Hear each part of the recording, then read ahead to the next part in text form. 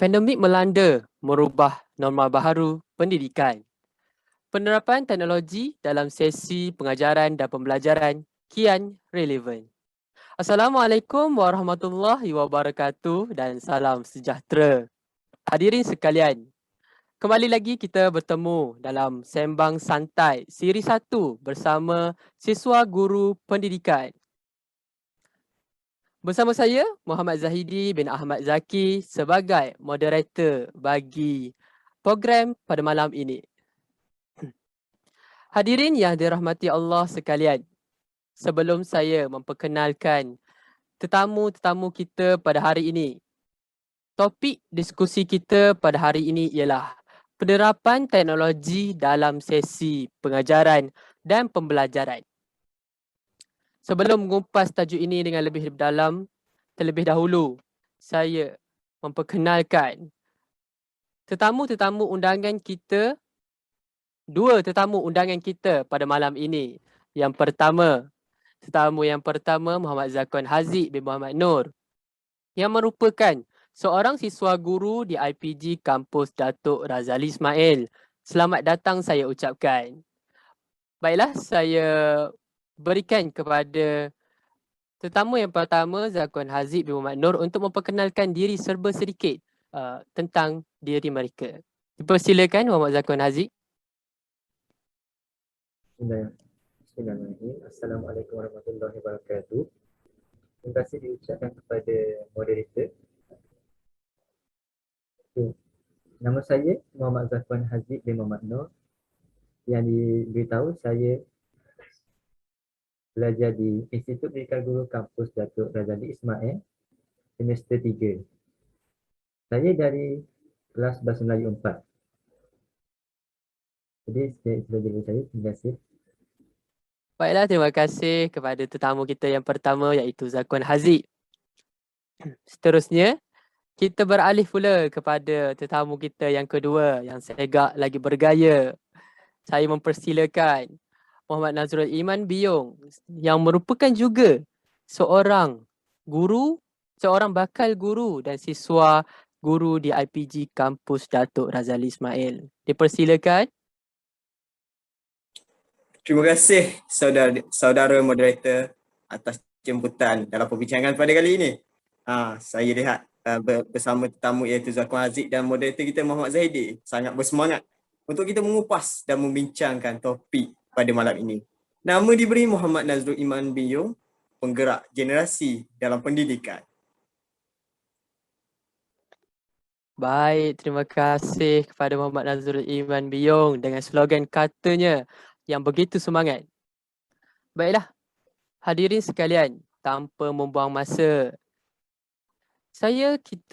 kita akan pergi terus kepada soalan yang pertama bagi program Sembang Santai kita pada malam ini, iaitu saya suka cita untuk memberi soalan yang pertama ini kepada tetamu kita yang pertama iaitu Muhammad Zakwan Haziq bin Muhammad Nur. Bolehkah saudara Zakwan Haziq kongsikan kepada kami apakah sebenarnya yang dimaksudkan dengan konsep pembelajaran dalam talian ini? Dengan itu, saya mempersilakan tetamu yang pertama kita, Muhammad Zakwan Haziq, untuk menjawab persoalan ini. Dipersilakan. Okey, baiklah. Terima kasih kepada moderator kerana memberi saya peluang untuk menjawab soalan. Terlebih dahulu, yang dihormati tetamu-tetamu yang dijemput khas dan seterusnya penonton yang dirahmati Allah sekalian. Pertamanya, penggunaan internet merupakan perkara yang dikagumi dari segi keupayaan dan kecanggihannya. Hal ini kerana melalui internet, maklumat dapat disampaikan dengan pantas dan secara global merentasi sepanjang geografi yang jauh. Bahkan, maklumat berkenaan juga dapat diakses pada bila-bila masa dan di mana-mana sahaja. Bagi menjawab persoalan yang diajukan oleh moderator kita, pembelajaran dalam talian membawa maksud pengajaran dan pembelajaran yang disampaikan melalui penggunaan teknologi digital. Bahan pengajaran dan pembelajaran yang disampaikan seperti menggunakan media yang mempunyai grafik, visual, perkataan, animasi, video ataupun audio. Oleh hal yang demikian, keupayaan liputan oleh teknologi terkini seperti telekomunikasi, komputer, wireless dan sebagainya telah memberi peluang kepada institusi dan sekolah melaksanakan pembelajaran secara dalam talian. Sekiranya dulu di peringkat sekolah, kaedah pembelajaran masih dijalankan seperti biasa, di mana pelajar masih pergi ke sekolah dan belajar secara formal dan pembelajaran dalam talian menjadi hanya sebahagian daripada kaedah pembelajaran. Misalnya untuk mencari maklumat dan berkongsi bahan. Saya kira itu saja penerangan saya untuk soalan yang diajukan oleh moderator sebentar tadi. Terima kasih kepada tetamu kita yang pertama, Muhammad Zakwan Haziq bin Muhammad Nur. Dengan penjelasan yang amat jelas daripada mereka apa itu pembelajaran dalam talian. Jadi kita pergi pula kepada tetamu kita yang kedua, iaitu Muhammad Nazrul Iman bin Muhammad Yong, dan soalannya berbunyi, panel pertama, tetamu pertama tadi ada menyatakan bahawa pembelajaran dalam talian membawa maksud pengajaran dan pembelajaran yang disampaikan melalui penggunaan teknologi digital. Justru saya ingin menanyakan soalan yang seterusnya kepada tetamu kita yang kedua. Bolehkah saudara terangkan sedikit mengenai jenis-jenis pembelajaran dalam talian? Dipersilakan tetamu kita yang kedua. Okey, terima kasih kepada moderator kita pada malam ini, iaitu saudara Zahidi, atas persoalan dan lontaran pertanyaan yang cukup bernas. Jadi sebentar tadi kita telah mendengar lontaran idea juga pandangan daripada saudara Muhammad Zakwan berkenaan pembelajaran dalam talian. Saya cuba ingatkan kembali bahawa sejak pandemik melanda negara kita pada Mac 2019 dan kita telah mengalami satu perubahan dalam norma pendidikan masa kini, iaitu perubahan norma dari segi fizikal bersemuka kepada PDPR atau pembelajaran secara dalam talian. Jadi masih ramai guru-guru yang masih belum mengenali apakah perisian atau elemen-elemen teknologi dalam pendidikan. Jadi merujuk kepada persoalan sebentar tadi, saya menjawab bahawa antara perisian-perisian atau teknologi yang diterapkan dalam pendidikan masa kini, terutamanya dalam era pandemik kini, iaitu contohnya M-Learning, teknologi pembelajaran sosial, sistem pengurusan pembelajaran, perisian sumber terbuka, blog, YouTube, TikTok dan sebagainya. Jadi kita fokus kepada satu daripada beberapa contoh yang saya utarakan sebentar tadi, iaitu kita berfokus kepada M-Learning. Apa itu M-Learning? Masih ramai guru yang gagal atau belum mengetahui apa itu M-Learning. M-Learning ditakrifkan atau singkatan bagi mobile learning atau yang bermaksud dalam bahasa Melayu iaitu pembelajaran mudah alih. Apa ni pembelajaran mudah alih? Pembelajaran ni mudah alih adalah merentas satu konsep atau konteks melalui interaksi sosial dan kandungan dengan menggunakan teknologi, terutamanya peranti-peranti elektronik. Dalam ledakan teknologi masa kini, terutama dalam era pandemik yang masih kita hadapi, orang kata kita masih sinonim dengan pandemik ni, dalam usaha kita menangani, ledakan teknologi dalam dunia pendidikan telah menyebabkan perubahan atau peralihan daripada bahan-bahan fizikal, contohnya pemadam, kapur, pen marker dan sebagainya kepada bahan-bahan peranti elektronik. Justru bahan peranti elektronik ni kita gunakan dalam e-learning atau mobile learning atau pembelajaran secara mobile learning. Jadi penggunaan peranti ini adalah yang pertama kita memudahkan, iaitu contohnya kita gunakan smartphone atau telefon pintar dalam pendidikan untuk berinteraksi secara bersemuka menggunakan platform-platform tertentu Sebagai contoh yang kita adakan pada malam ini iaitu diskusi secara maya menggunakan platform Zoom, juga Webex, Google Meet, Google Classroom dan sebagainya. Penggunaan peranti ini adalah untuk memastikan bahawa anak-anak pelajar dapat berinteraksi secara sosial walaupun secara dalam talian. Jadi ledakan teknologi yang berlaku pada masa kini telah mengubah banyak perkara. Kita menggunakan teknologi dalam pendidikan. Kita mengadaptasikan diri kita dalam dunia pendidikan masa kini. Jadi untuk M-Learning ni antara sebab-sebabnya adalah untuk mobility pelajar itu untuk berinteraksi. Contohnya kita berinteraksi pada malam ini menggunakan aplikasi Zoom. Jadi mobility ini digunakan sebagai satu inisiatif, sebagai langkah untuk memudahkan pendidikan masa kini. Sebab kita tahu sekolah pun tutup, institusi pendidikan mengalami satu ledakan atau perubahan yang sangat ketara.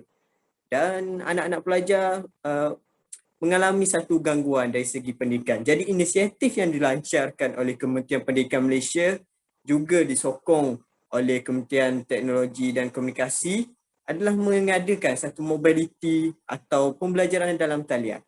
Dikenali sebagai mobility atau M-Learning.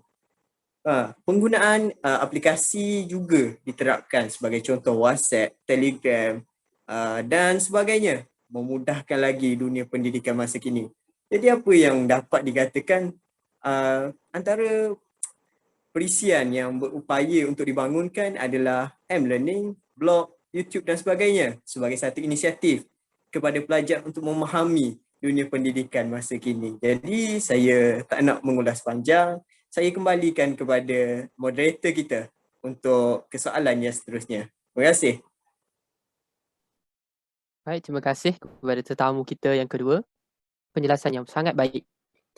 Baiklah, jika saya kupas kembali apa yang dikatakan oleh panel kedua tadi, yang dikatakan ialah penerapan aplikasi pembelajaran seperti Google Classroom yang mana Kementerian Pendidikan Malaysia telah menetapkan untuk semua sekolah-sekolah menggunakan aplikasi Google Classroom, Google Meet dan aplikasi-aplikasi lain untuk memudahkan pembelajaran dalam talian ini. Jadi saya nak mengutarakan soalan kepada tetamu kita yang pertama tadi, saudara Zakuan Haziq.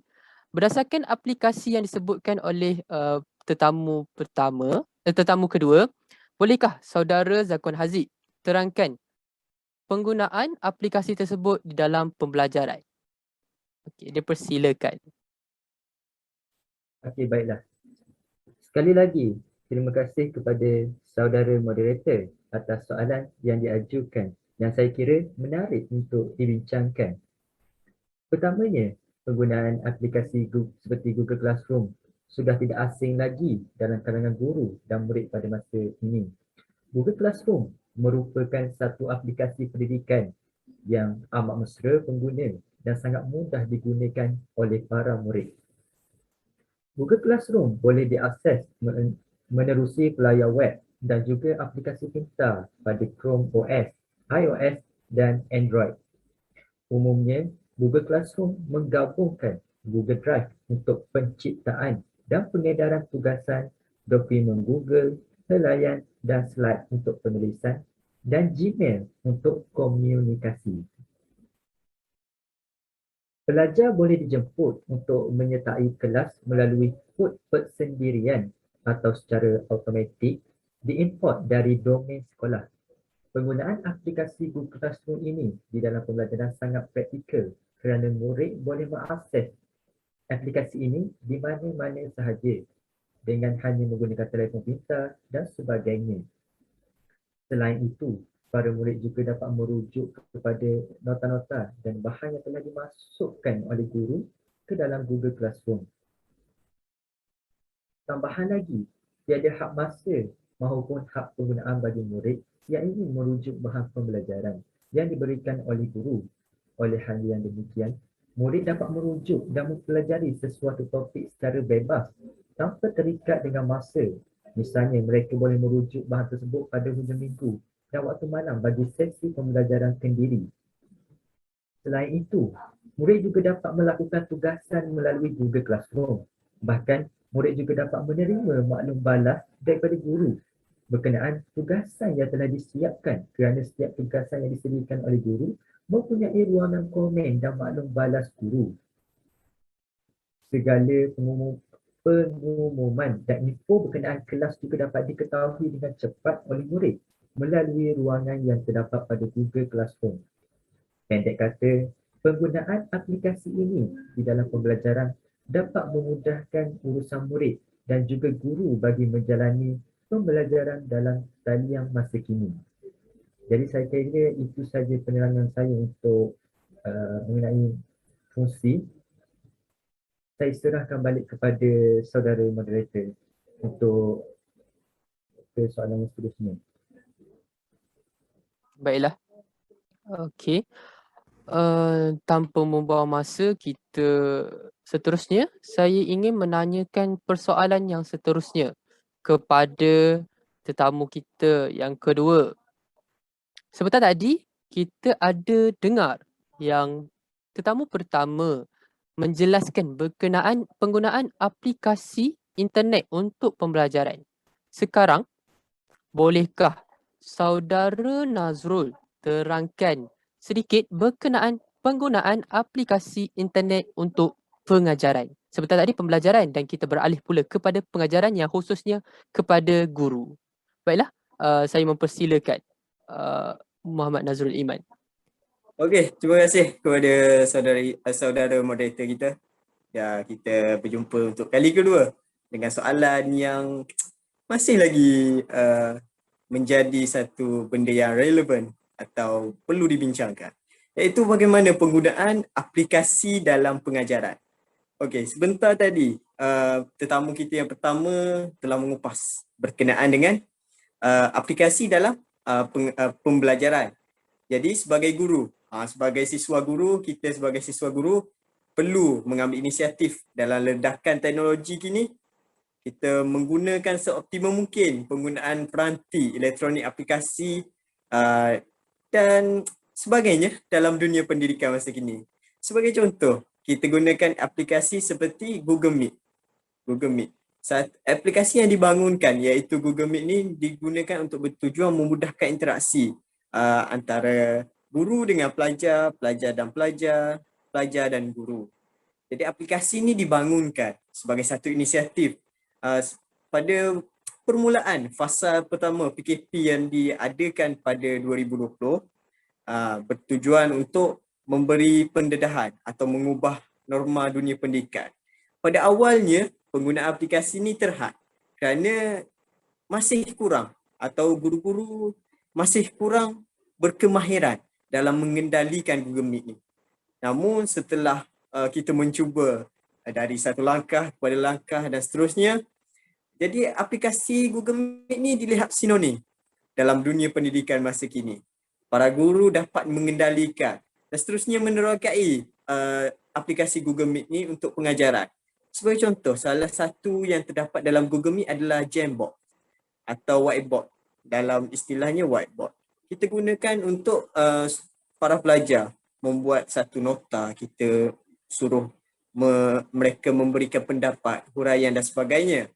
Jadi penerokaan yang berterusan dalam penggunaan aplikasi ni telah memberi peluang kepada guru untuk mempelbagaikan kaedah pengajaran.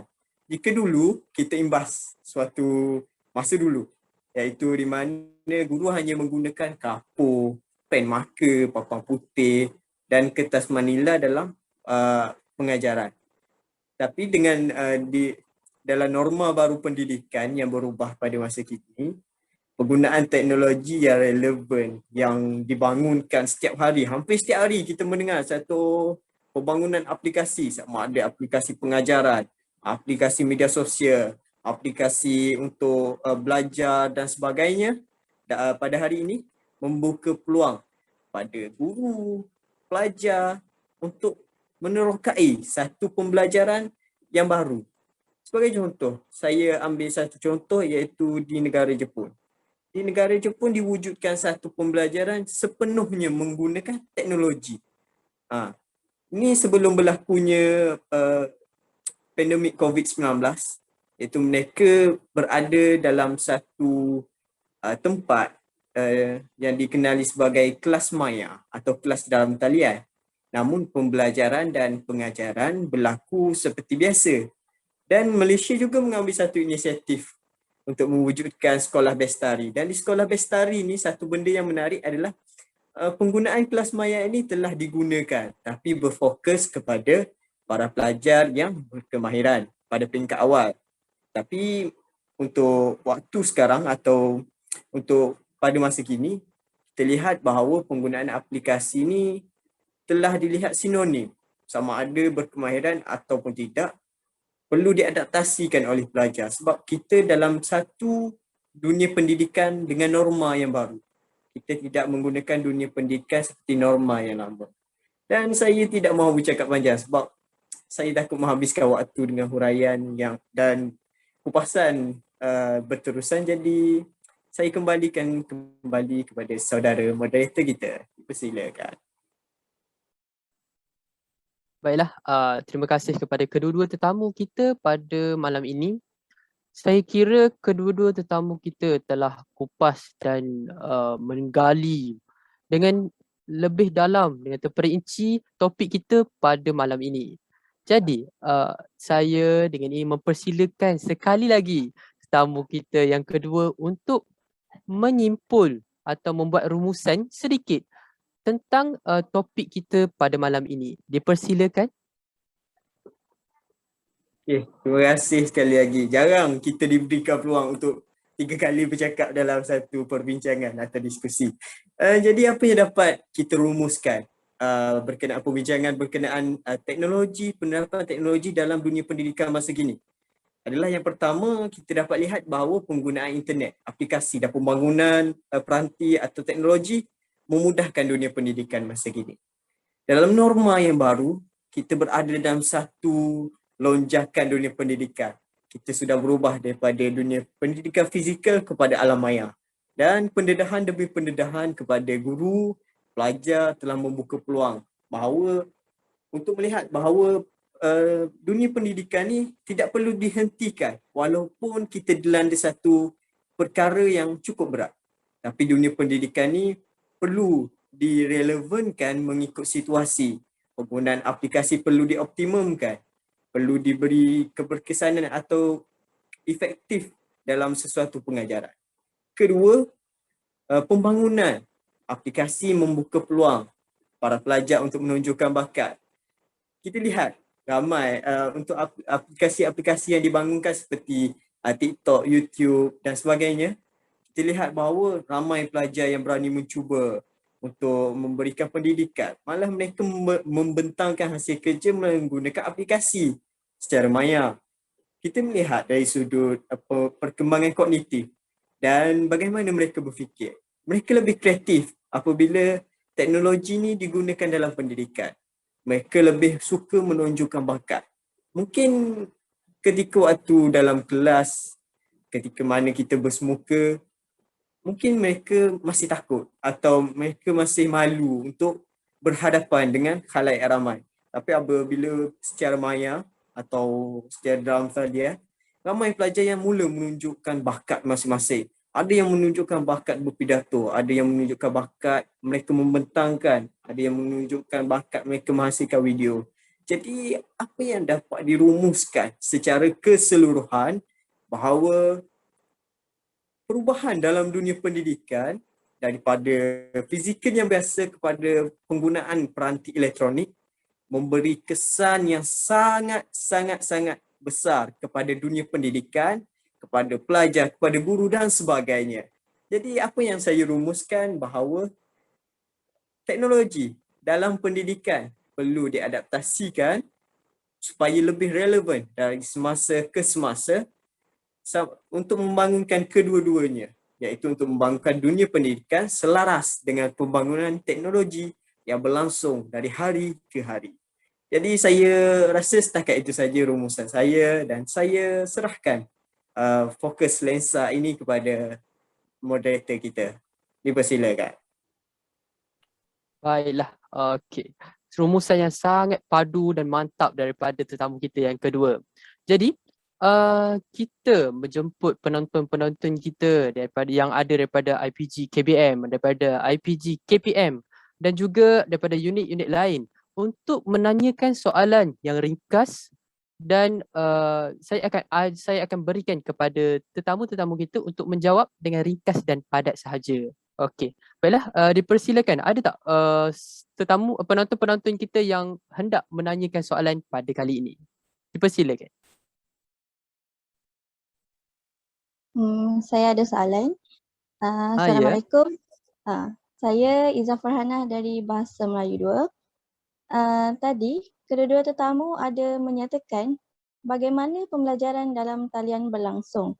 Tapi saya tertanya-tanya bagaimanakah pula cara guru membuat penilaian terhadap murid melalui pembelajaran dalam talian ini. Itu sahaja soalan daripada saya. Terima kasih. Baiklah, terima kasih kepada penonton kita yang tidak malu untuk bertanyakan soalan. Jadi saya buka kepada kedua tetamu kita untuk menjawab persoalan tadi berkaitan penilaian dalam talian ini. Saya buka daripada kedua-dua untuk jawab. Baiklah, saya kira Saudara Nazul mampu menjawab soalan ini dalam lebih terperinci. Baiklah, kita dengar, lebih baik kita dengar penjelasan daripada Saudara Nazul. Okey, baik. Okey. Kita beralih kepada Saudara Nazrul. Bagi sedikit saja ringkas dan padat kerana masa kita amat mencemburui. Terima kasih kepada penonton secara maya yang bertanyakan soalan berkenaan dengan penilaian yang dilakukan oleh guru. Okey. Yang pertama, kita jawab secara ringkas dan mudah. Yang pertama, guru membuat penilaian melalui hasil kajian yang dihantar, sama ada melalui gambar, melalui secara fizikal, modul atau sebagainya. Kedua, guru menilai melalui kreativiti dalam penghasilan. Contohnya menghasilkan satu video pengajaran. Para pelajar diminta untuk membuat satu situasi. Contohnya mereka berlakon, contohnya mereka merekod. Dan dalam rekod tersebut mereka membuat satu penerangan. Ketiga, penilaian dibuat berdasarkan penyertaan para pelajar.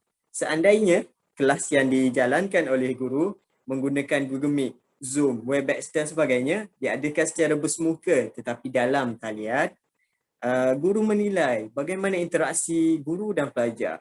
Contoh, apabila seorang cikgu matematik bertanya 1+1 dan semua pelajar menjawab 1+1 2 cikgu. Jadi penlibatan yang ditunjukkan oleh pelajar tersebut akan dinilai oleh guru. Dan perubahan dalam dunia pendidikan masa kini tidak menggunakan sistem peperiksaan.